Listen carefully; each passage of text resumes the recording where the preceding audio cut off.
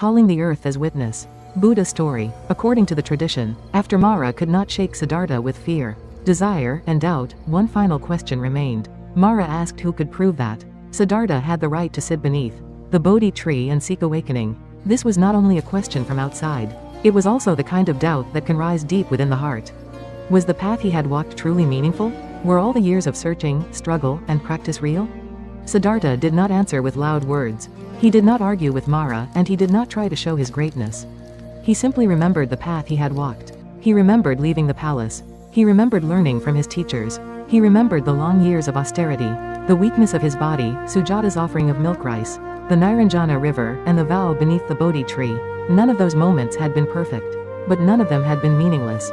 Every step had brought him to this night. According to the tradition, Siddhartha then lowered his right hand and touched the earth. He did not call a crowd to defend him. He did not look for praise. He called the earth itself as his witness. The earth had received every step he had taken. It had held his joy, his sorrow, his searching, his pain, and his return to strength. In that quiet gesture, Siddhartha showed that the path he had walked was real. This story reminds us that we do not always need to prove our lives with loud words. Sometimes, the road we have walked is already our witness. If this story remained quietly in your heart, please subscribe and like to join me. In the next story, Siddhartha awakens beneath the Bodhi tree. After the long darkness, his heart finally becomes bright. I will share the story of that night of awakening in the next story. Awakening beneath the Bodhi tree. Buddha story. According to the tradition, after Mara's final disturbance lost its power, Siddhartha remained beneath the Bodhi tree in deep stillness, and finally reached awakening. He had passed through the comfort of the palace, the teachings of great masters, 6 years of severe austerity, Sujata's offering of milk rice, recovery by the Niranjana river, and the vow beneath the Bodhi tree. None of those steps had been meaningless. They had all brought him to this quiet night. The forest was still dark, but the darkness no longer felt like fear. Siddhartha sat with a steady breath and a calm heart. He did not try to hold on to anything, and he did not try to push anything away.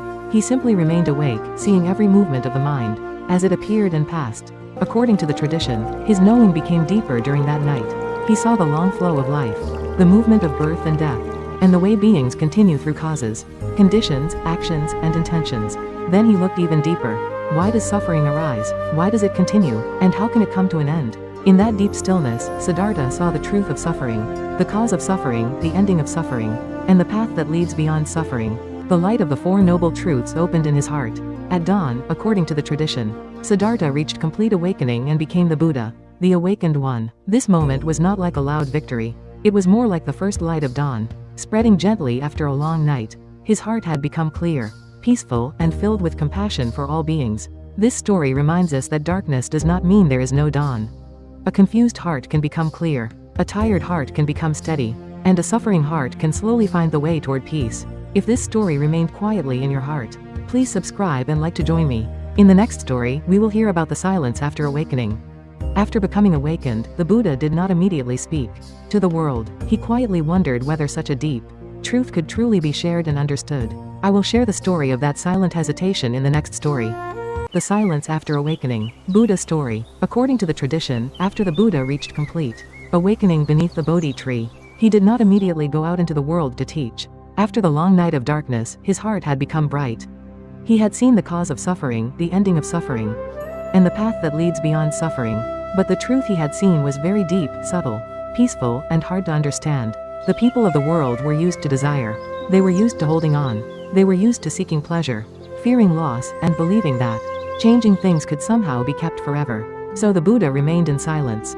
He quietly wondered whether such a deep truth could truly be understood by people still caught in craving, attachment, fear, and confusion. Awakening did not become a loud cry. It did not become a proud announcement.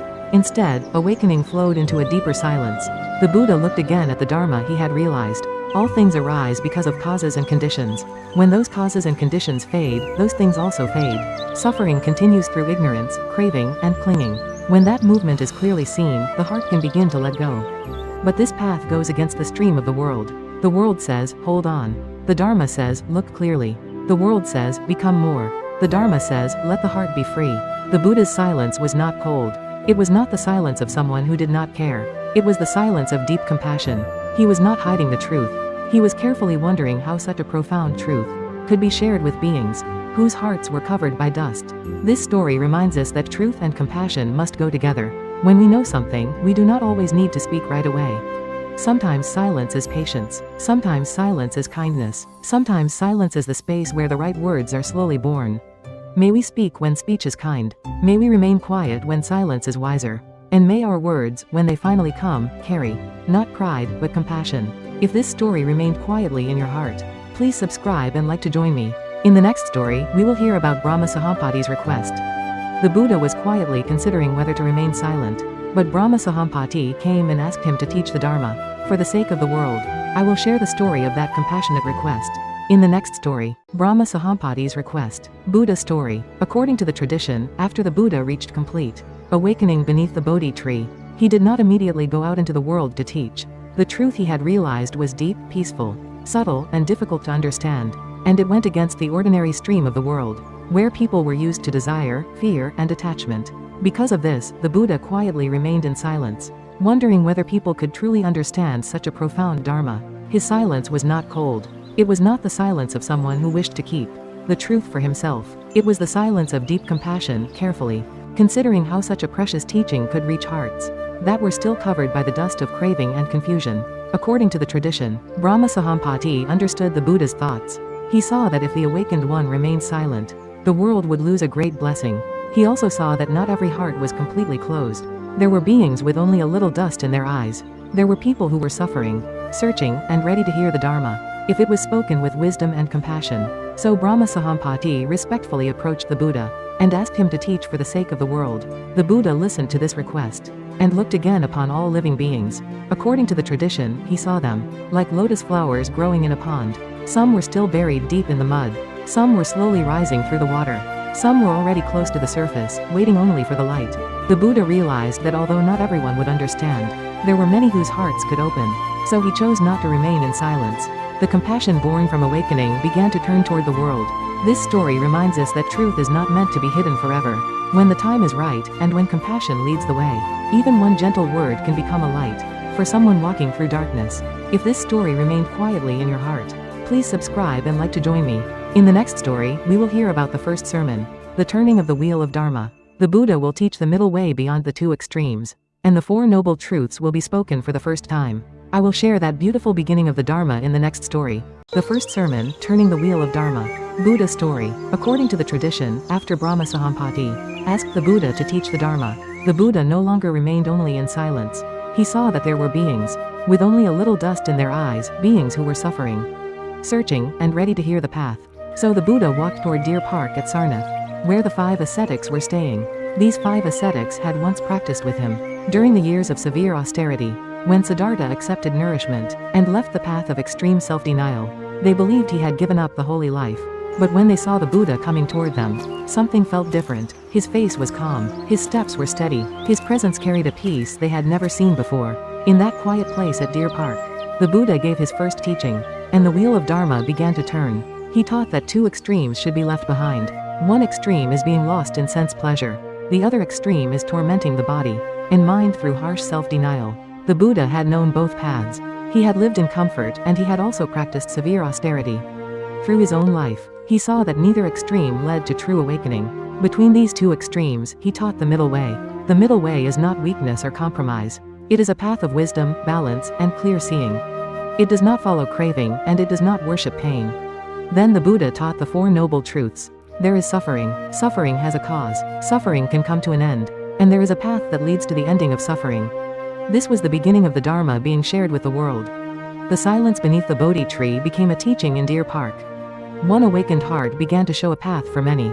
This story reminds us that we also fall into extremes. Sometimes we chase comfort because we fear pain. Sometimes we push ourselves too harshly because we think suffering makes us stronger. The middle way gently teaches us to stop harming ourselves and to stop being ruled by desire. It invites us to see suffering clearly, understand its cause, and walk slowly toward peace. If this story remained quietly in your heart, please subscribe and like to join me. In the next story, we will hear about Kondanna's understanding. After listening to the Buddha's first sermon, the eye of Dharma opens in the heart of the first disciple. I will share that quiet moment of understanding in the next story. Kondanna Has Understood. Buddha story. According to the tradition, after the Buddha gave his first sermon in Deer Park, the eye of Dharma opened for the first time in the heart of one of the 5 ascetics. His name was Kondanna. The Buddha had taught the middle way beyond the two extremes. And he had explained suffering, the cause of suffering, the ending of suffering, and the path that leads to the ending of suffering. At first, the 5 ascetics were not fully open. They had once believed that harsh self-denial was the highest path. But the Buddha did not scold them or argue with them. He calmly spoke from what he had seen through his own life. Seekers, do not follow the two extremes. The path of being lost in sense. Pleasure does not lead to true awakening. The path of tormenting oneself does not lead to true awakening. The Tathagata has seen the middle way beyond these two extremes. The words settled quietly into Deer Park. Then the Buddha spoke again. There is suffering. There is a cause of suffering.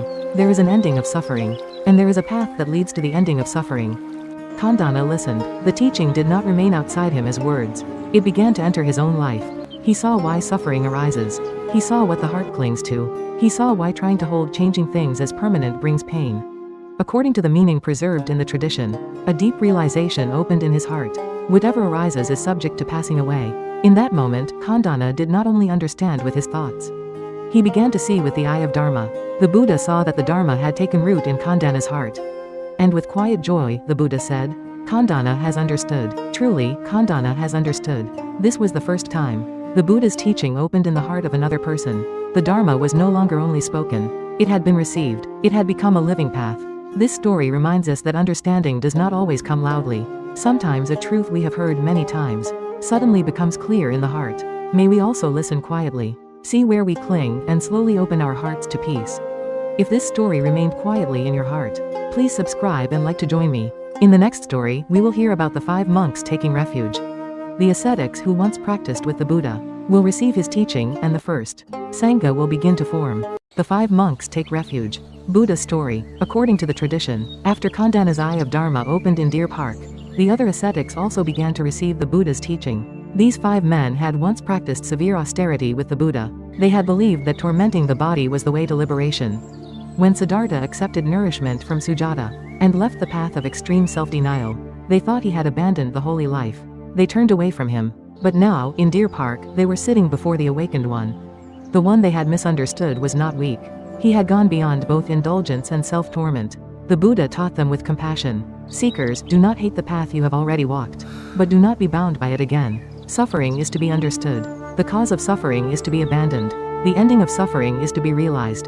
And the path to that ending is to be cultivated. The 5 ascetics began to see that practice was not about punishing the body. It was not about pride in pain. It was about understanding suffering and becoming free from its causes. One by one, their hearts opened. They began to trust the Buddha. They began to trust the Dharma. They wished to follow the path and live as monks. According to the tradition, the Buddha received them and said, Come, monks. The Dharma is well taught. Live the holy life for the ending of suffering. With those words, they were no longer only 5 ascetics. They became the first monks. They became the beginning of the Sangha. The Sangha did not begin with a great building, wealth, or public ceremony.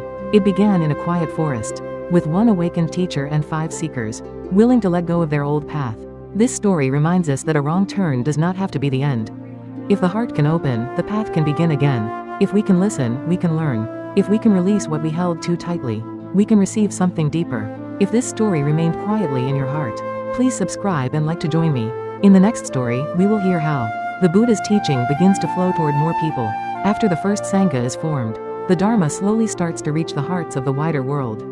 The teaching of non-self. According to the tradition, after the 5 monks received the Buddha's teaching, and the first Sangha began, the Buddha gave them another deep teaching, the idea of I, me, and mine.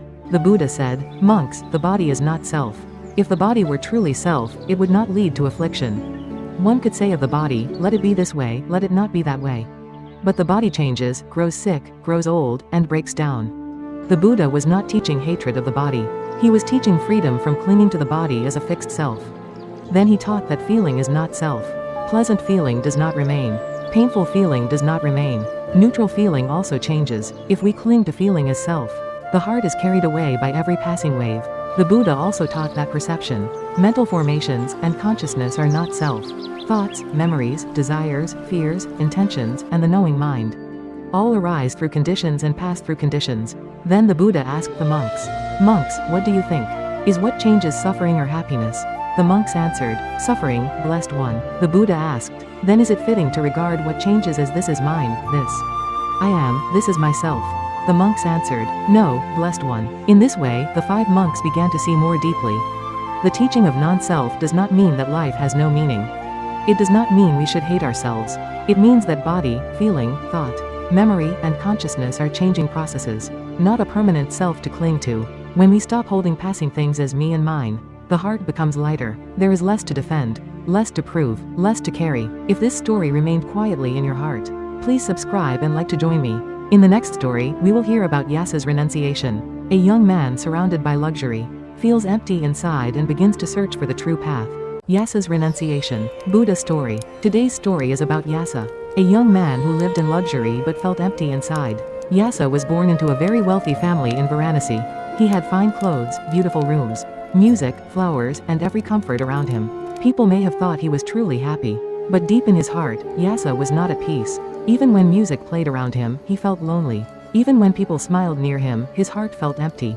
One night, after a long evening of pleasure, Yasa woke up and looked around the room. The music had stopped. The lamps were fading. The people who had been singing and dancing were now sleeping in disorder. The beauty of the night had disappeared. At that moment, Yasa saw something clearly. The pleasures he had trusted could not last. What looked sweet for a moment soon became tired and empty. His heart became deeply troubled. He thought, this is distress. He thought, this is not peace. So Yasa left his home in the quiet night. He walked through the dark streets, not knowing where he would go. But he knew he could not return to the same life in the same way. Before dawn, he came near the deer park, where the Buddha was staying. The Buddha saw Yasa's suffering and spoke with compassion. Yasa, here there is no distress. Yasa, here there is no oppression. Come, Yasa. These words touched Yasa's heart. He sat before the Buddha and listened. The Buddha spoke to him about generosity, moral living, and the danger of clinging to passing pleasures. Then the Buddha taught him the truth of suffering, the cause of suffering, the end of suffering, and the path that leads to peace. As Yasa listened, his mind became clear. He understood that he had been searching for lasting peace in things that could not last. He saw that true freedom was not found in more pleasure, but in letting go. Yasa bowed before the Buddha and entered the path. His renunciation was not a sad escape from life. It was the beginning of wisdom. Sometimes, an empty heart is not the end. It may be the quiet doorway to a deeper path. If this story remained quietly in your heart, please subscribe and like to join me. In the next story, we will hear about Yasa's father taking refuge. He comes searching for his son, but meets the path of the heart through the Buddha's teaching. Yasa's father takes refuge. Buddha story. Today's story is about Yasa's father, who came searching for his son and found the path of the heart. After Yasa left his life of luxury, he met the Buddha at the deer park. He heard the Dharma and understood that passing pleasure could not give lasting peace. Then Yasa entered the path of the Buddha. But at home, his father was worried. His son had disappeared in the night. He did not know where Yasa had gone. So the father went out to search. He followed the traces of his son and came to the deer park. At first, he only wanted to find Yasa and bring him home. But the Buddha saw the worry in his heart. The Buddha did not blame a father's love. He gently showed him how love becomes suffering when it is mixed with fear and clinging. The Buddha spoke about generosity and a pure way of living. He spoke about the danger of depending on wealth, pleasure, family, and praise as if they could never change. Then he taught the deeper truth. What we love will change. What we possess will change. Even the people closest to us cannot be held forever by our wishes. As the father listened, his heart slowly became calm. He began to understand that Yasa was not truly lost. His son had found a path beyond suffering. The father saw that he had come to look for his son. But the Dharma had also found him. In the tradition, Yasa's father became the first lay follower to take refuge in the Buddha and the Dharma. He did not leave home as a monk, but his heart changed. He returned to the world with a new refuge inside. This story reminds us that love does not have to hold tightly. When love becomes clear, it can bless another person's path. Sometimes, the one we try to bring back is the one who quietly leads us forward. If this story remained quietly in your heart, please subscribe and like to join me. In the next story, we will hear about Yasa's mother and wife taking refuge. One person's empty heart becomes the beginning of a path for the whole family.